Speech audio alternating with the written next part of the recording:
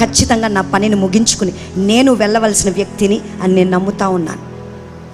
నా పిల్లల విషయంలో కూడా ఎంత కృప దేవుడు చూపించాడంటే అది సంఘమే సాక్ష్యం. సంవత్సరంలో సంఘం, అక్కడ ఉన్నటువంటి కీబోర్డ్ ప్లే చేస్తున్నారే వాళ్ళ సాక్ష్యం. నా కొడుకు అప్పటి వరకు కీబోర్డ్ ప్లే చేయడం కానీ పాటలు పాడడం కానీ చేయనటువంటి వ్యక్తి జస్ట్ పాస్టర్ స్వెన్ ఎడ్వర్డ్స్ గారు 24వ తారీఖున దేవుని సన్నిధికి వెళ్ళిన ఆ రోజు మొదలు తనకి రాకపోయినా ఏ బిల్డప్ ఇవ్వకుండా, అయ్య బాబు నేను ఇక్కడ హీరోని, సంఘం ఏమనుకుంటారో తప్పు ప్లే చేస్తే, లేకపోతే నేను తప్పు పాడితే అందరూ నవ్వుతారేమో అని అనుకోకుండా చిన్నవాడైన తను కీబోర్డు తీసుకుని తనకి వచ్చి రాని రీతిగా ప్లే చేస్తూ, ఎందుకంటే శుక్రవారాలు మంగళవారాలు ఆర్కెస్ట్రా రాదు, ఆదివారాలు మాత్రమే వాళ్ళు వస్తారు కాబట్టి తనే ప్లే చేస్తూ తనే పాటలు పాడుతూ ఈ రోజున దేవుడు మీ ముందే సాక్ష్యంగా నిలబెట్టాడు. ఆ బిడను ఎంత చక్కగా దేవుడు ఆయన వాడుకుంటా ఉన్నారు. దేవునికే వందనాలు.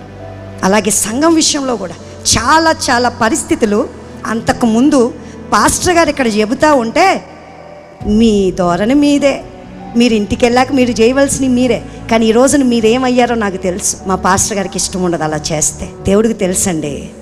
నిన్న చెప్పారు కదా, దానియేలు దేవుణ్ణి పూజిస్తున్నాము అనే మాట కాదంట, దేవునికి కావాల్సింది ఎవరు దేవుని పూజిస్తున్నావు? నా దేవుని పూజిస్తున్నా, నా దేవుని కోసం బ్రతుకుతున్నా, నా దేవుని కోసం ఈ మాట కావాలంట. ఇప్పుడు స్వెన్ ఎడ్వర్డ్స్ గారు చెప్పిన దేవుని వాక్యం కోసం కాదు, దేవుడు నా కోసం చెప్పిన మాట కోసం నేను తీర్మానం చేసుకుంటా.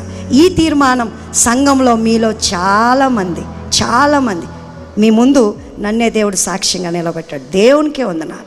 అలాగే ఆన్లైన్లో ఎవరైతే చూస్తూ ఉన్నారో ఆ బిడ్డలను బట్టి కూడా నేను నిండా వందనాలు చెల్లిస్తూ ఉన్నా. కారణం, నాకు ఎన్ని మెసేజ్లు వస్తూ ఉంటాయంటే యూట్యూబ్, ఇన్స్టా, మిమ్మల్ని చూస్తే మా కుటుంబంలో అనిపిస్తుంది. మీ మాటలు మాకు ధైర్యాన్ని ఇస్తున్నాయి, రోజు మమ్మల్ని బలపరుస్తున్నాయి. నా మాటలు చూసి కన్నీళ్ళు కారుతున్నాయని ఆ కామెంట్స్ పెట్టే వాళ్ళు ఎంతమంది ఉంటారో, మా కోసమే మీరు మాట్లాడుతూ ఉన్నారు.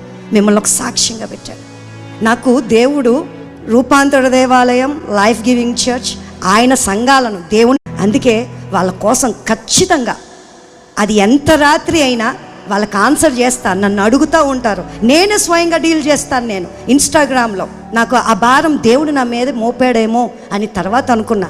మంచిది, నాకు నిద్ర పట్టకపోవడం కూడా ఒక విధంగా మంచిదైంది. కారణం, ఇలాంటి వ్యక్తులను నేను డీల్ చేయడానికి వాళ్ళతో బలపరిచి, నువ్వు ఎందుకు పనికిరాని వ్యక్తివి కాదయ్యా, ఇంట్లో ఎవరో చనిపోతే, ఆ ఆరోగ్యం ఏదో పాడైపోతే దేవుడు ఏం చేశాడు నా బ్రతుకులో అని నువ్వు నిరుత్సాహపడ్డానికి కాదు. పరిస్థితి ఎలా ఉన్నా కూడా దేవుడే, నువ్వు అలాగే ఆరాధించాలి అని వారిని ప్రోత్సహించడానికి దేవుడు నన్ను నిలబెట్టాడు అని అనుకుంటా.